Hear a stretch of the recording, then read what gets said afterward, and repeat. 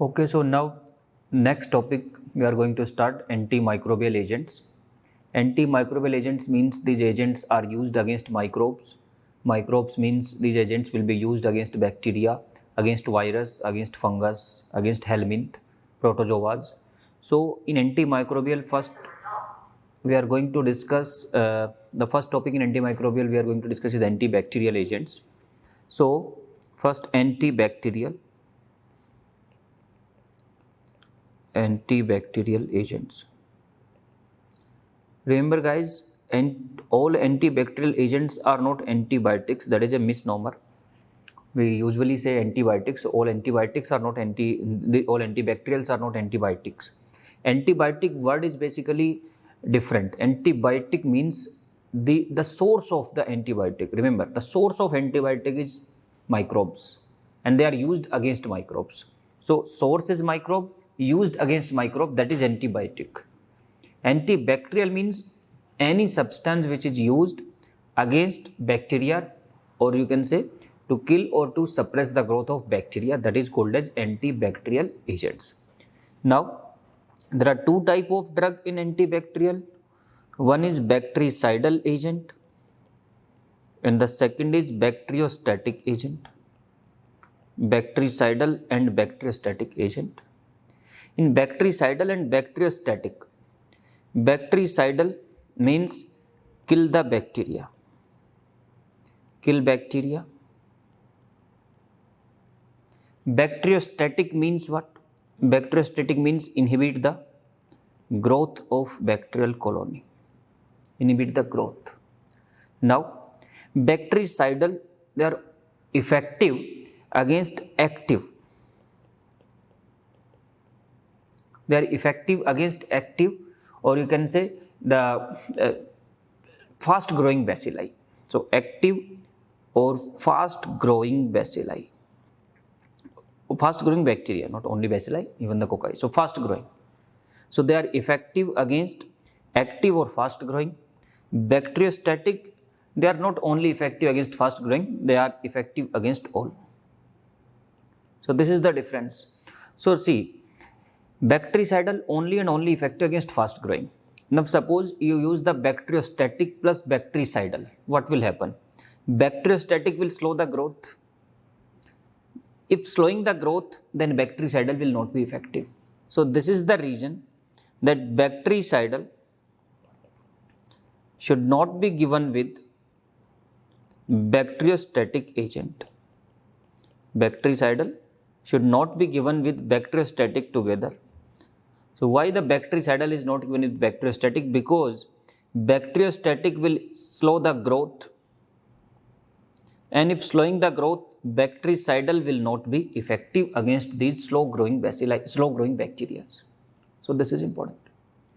Next important thing is you can use bacteriostatic with bacteriostatic, you can use bactericidal with bactericidal, but bactericidal with bacteriostatic should be avoided. For the same microorganism, these two drugs will not be effective. If the spectrum is different, you can use them together. But for same one microorganism, these two should not be combined. Then comes to, out of these antimicrobial agents, remember, one is concentration dependent effect. Concentration dependent effect. Second is time dependent effect. Time dependent effect. So one is concentration dependent effect and the second is time dependent effect. In short, you can write CDE. In short, you can write TDE. So guys, in concentration dependent or time dependent, what is the difference? In concentration dependent effect, suppose this is the time and this is plasma concentration. So what will happen? You give the drug, it will cross this level. This is the plasma concentration, which is minimum inhibitory concentration, MIC. So when the drug will cross this MIC level, it will show the effect. So MIC level is very important, minimum inhibitory concentration. MIC means minimum inhibitory concentration.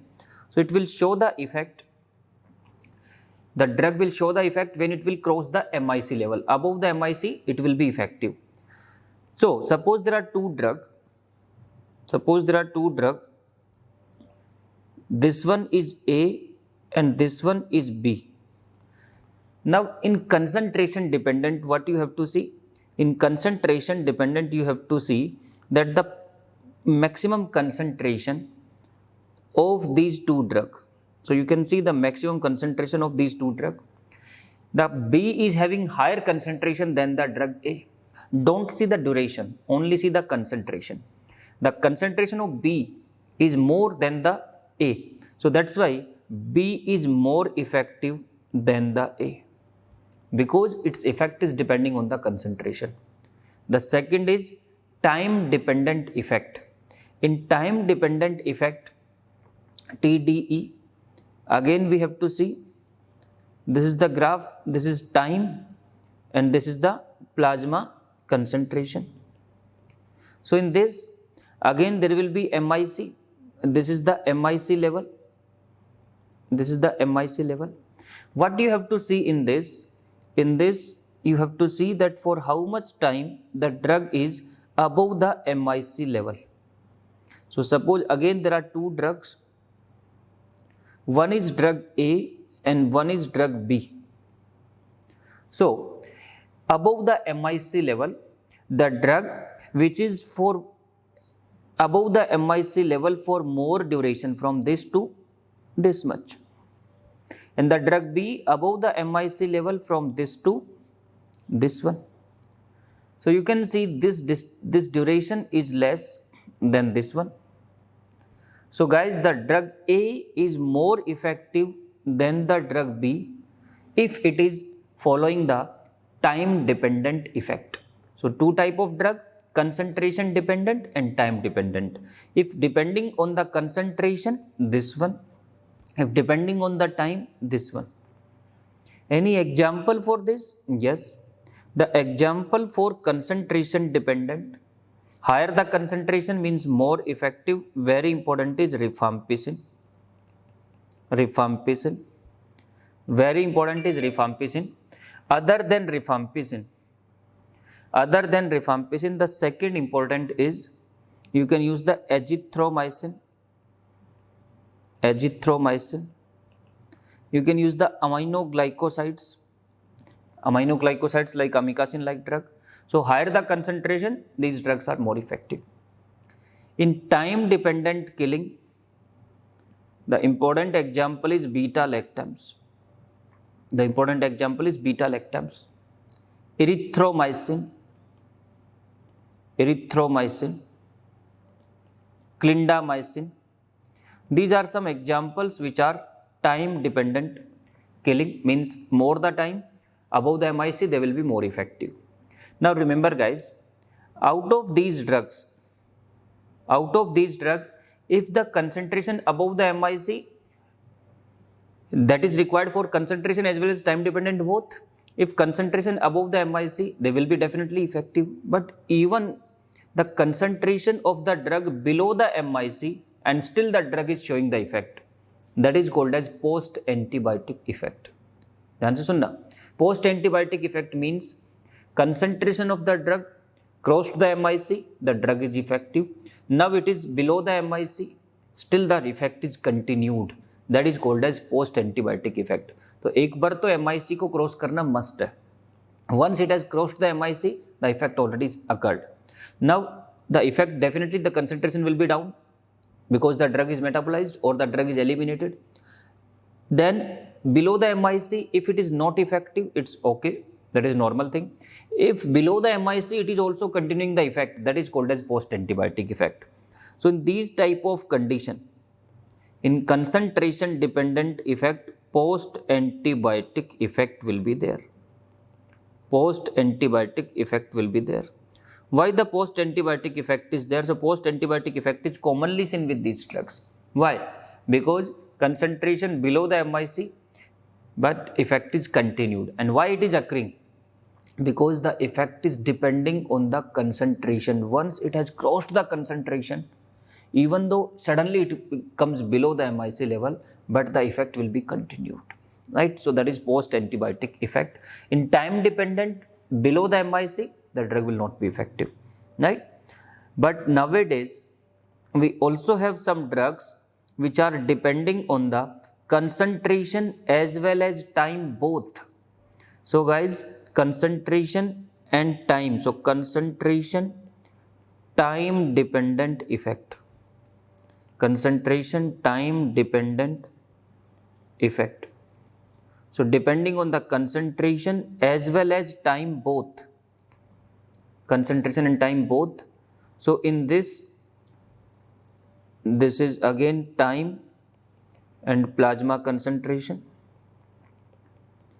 Crossing the MIC level, this is MIC, minimum inhibitory concentration. Now if depending on the time as well as concentration, then what is important? Suppose there are two drugs, one is drug A, one is drug B, then it depends on the area under the curve. It depends on the area under the curve. Drug A is having more area than the drug B.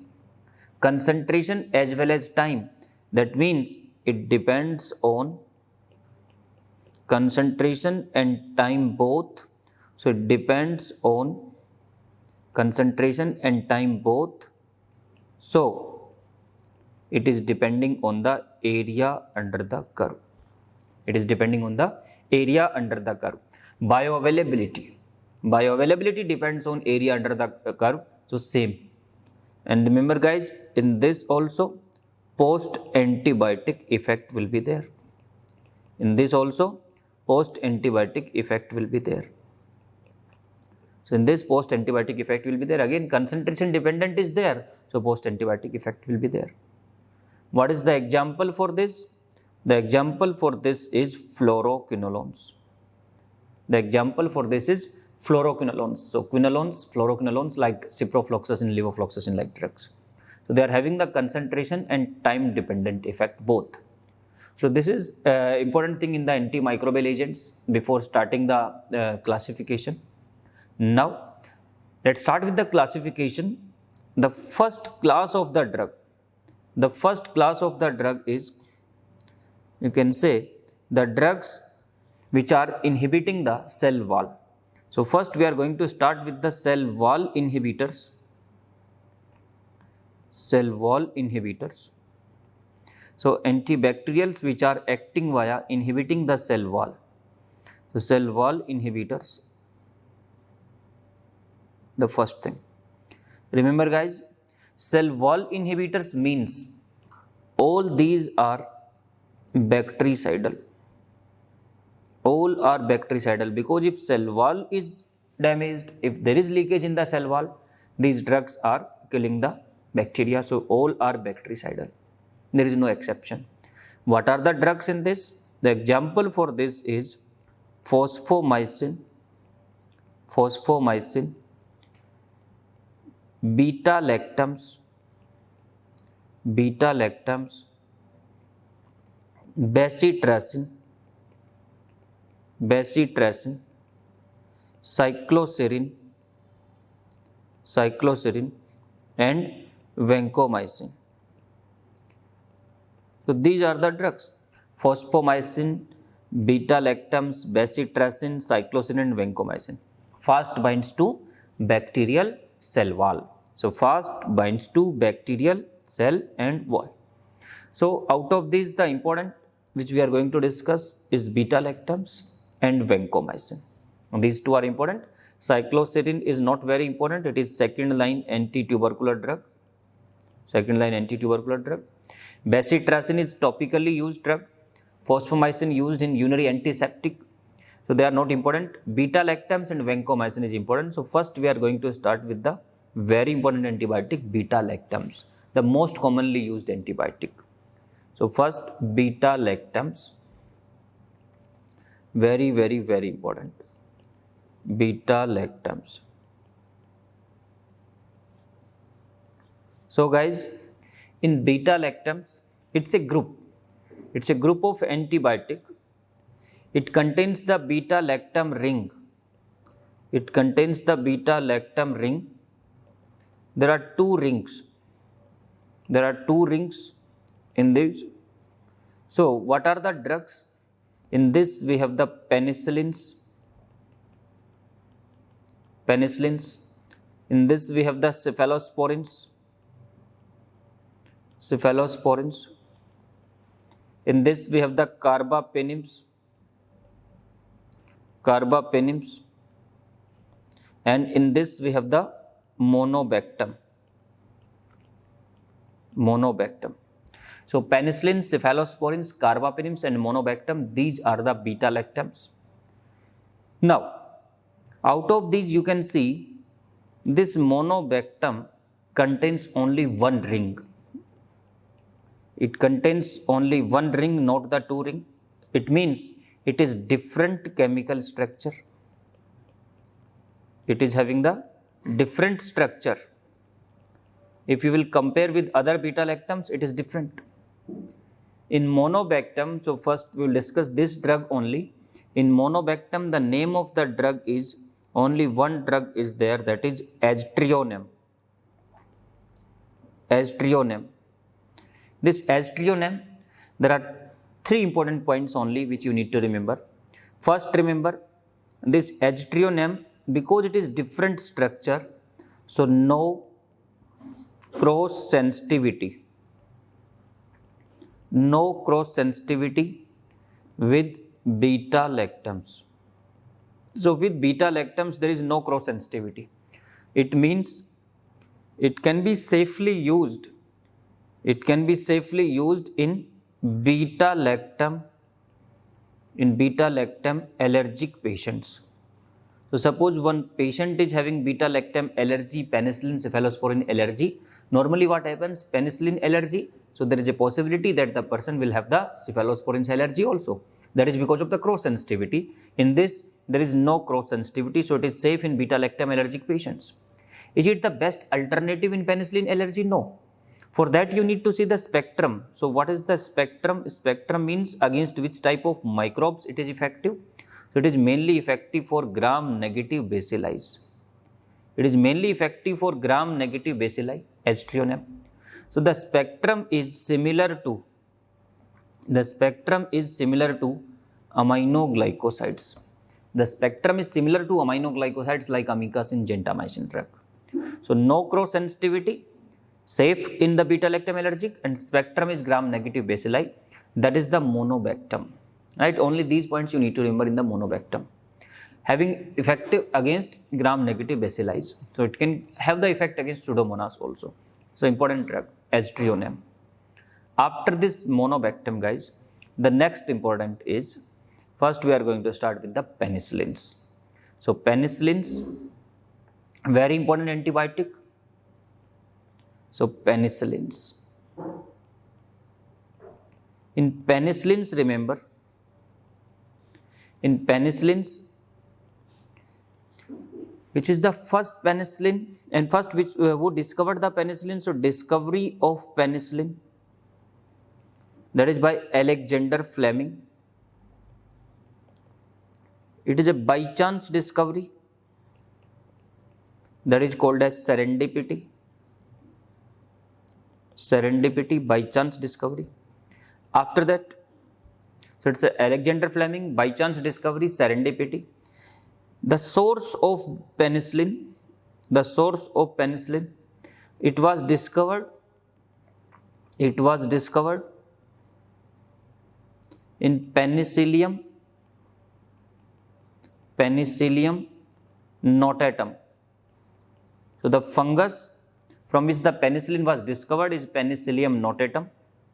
The commercially penicillin is obtained from Penicillium chrysogenum. So for C for commercial, C for chrysogenum, you can remember. Chrysogenum. So commercial chrysogenum, discovery notatum. So source is fungus. What is the mechanism of action? What is the mechanism of action for penicillin? Penicillins are binding to penicillin binding proteins, PBPs, Penicillins are binding to penicillin binding proteins in bacterial cell wall. So they find this sequence penicillin binding proteins and then inhibiting the cross linking. How? Because they inhibit the transpeptidase enzyme. They inhibit the transpeptidase enzyme. So inhibiting the cross linking because they inhibit the transpeptidase enzyme, so they are inhibiting the cross linking. Inhibiting the cross linking means there will be loosening of the cell wall. The rigidity of the cell wall will be less, so loosening of cell wall, and that's why there will be leakage. So inhibiting the cross linking, loosening, and because of that there will be leakage, and that's why there is cell lysis and it is bactericidal. So binds to penicillin binding proteins, it is important. Inhibiting the transpeptidase enzyme, cross linking will be inhibited, there will be loosening, there will be leakage and cell lysis. So cell lysis is there, means bactericidal effect will be there. So that is the mechanism of penicillin. Now, what are the types of penicillin? So types of penicillin. What are the types of penicillin? So this classification of penicillin is again important. In the types of penicillin, guys, natural, first crystalline penicillin. So which is the crystalline penicillin? In crystalline penicillin we have the penicillin G. Penicillin G is the crystalline penicillin. So this is the first penicillin. Penicillin G is the first penicillin. It is the first antibiotic which was discovered. First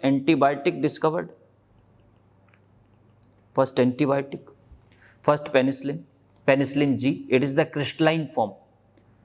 What is the problem with this crystalline penicillin? What is the limitation of this crystalline penicillin, you can say? So the limitations of this crystalline penicillin is, the first limitation is it is short acting, it is shorter.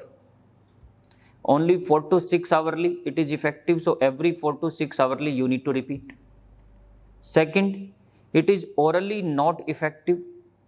Why it is orally not effective? Because it is acid sensitive. It is acid sensitive, or you can say acid labile.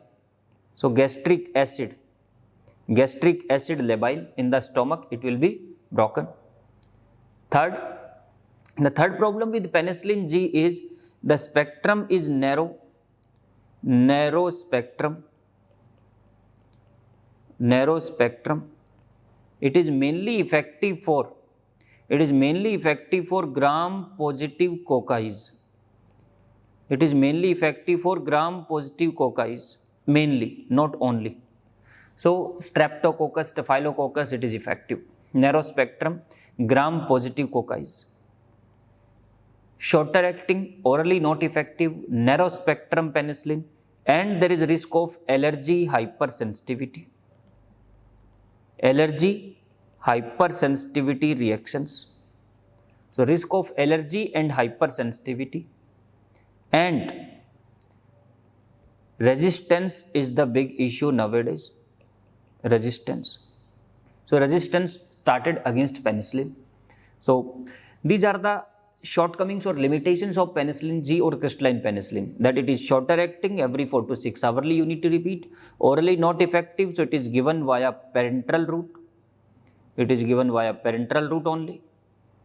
Narrow spectrum, so mainly effective for gram positive coccis, not very effective against gram negative. Allergy or hypersensitivity reaction risk is there, and resistance is the issue. So guys, to overcome these shortcomings, we have developed the other penicillins. So what are the other types of penicillin? So first, shorter, we have developed the longer acting penicillin. So what are the long penicillin? So longer acting penicillins are there.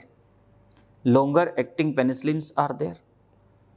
Longer acting penicillins.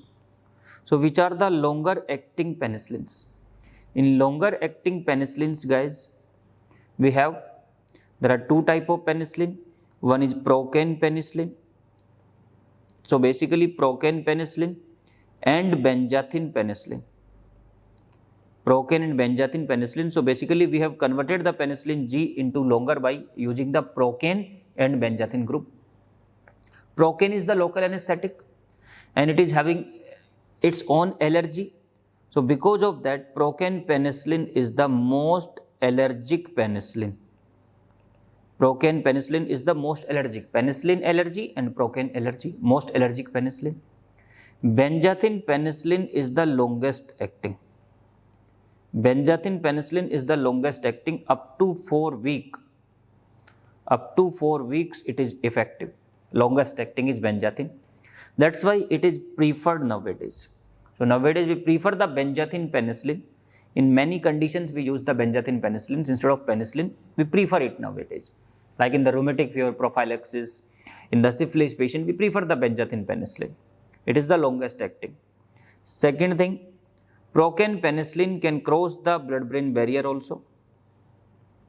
But benzathine penicillin cannot cross the blood-brain barrier. So that is the reason that this benzathine penicillin cannot be used in CNS syphilis. Benzathine penicillin cannot be used in CNS syphilis. But procaine penicillin can be used in CNS syphilis, or you can say neurosyphilis. But is it the drug of choice? No, it is not the drug of choice, but it can be used. Why it is not drug of choice? Because it can cause the neuropsychiatric side effects. We have the safer option. Benzyl penicillin or crystalline penicillin is best for that, and that can cross the blood-brain barrier. So in CNS side effect risk is there. So that's why we don't prefer the procaine penicillin, very allergic and risk of neuropsychiatric side effect. So this is the first shortcoming overcome by the longer acting penicillin. The second shortcoming was that orally not effective. So now we have the oral penicillins. Oral penicillins are there. So what are the oral penicillins? In oral penicillin, the first oral penicillin is penicillin V. It is also called as phenoxymethyl penicillin. It is also called as phenoxymethyl penicillin. It is the first orally acting penicillin. First oral penicillin. Nowadays we have the ampicillin, we have the amoxicillin, we have the cloxacillin. So many oral penicillins are available now. But the first orally acting was penicillin V. Remember guys, this oral penicillin is also called as acid resistant penicillin. These oral penicillins are also called as acid resistant penicillin because these are resistant to gastric acid. So they can be used orally. In oral, the common side effect is diarrhea. So diarrhea is very common with these drugs, ampicillin and amoxicillin. Now the third shortcoming was that spectrum was narrow. So we have the extended spectrum. We have the extended spectrum penicillin. We have the extended spectrum penicillins. So which are the extended spectrum penicillin? In extended spectrum penicillin, one we have the aminopenicillin. Aminopenicillin. In aminopenicillin, we have the ampicillin and amoxicillin. Ampicillin and amoxicillin, these are aminopenicillin. So the spectrum is better now. They are effective for other than gram positive, these are also effective against gram negative. So against many gram negative, they are effective. This ampicillin is the drug of choice for listeriosis. Ampicillin is the drug of choice for listeriosis. So they are effective against listeria. So Salmonella, Shigella, Listeria, it is effective.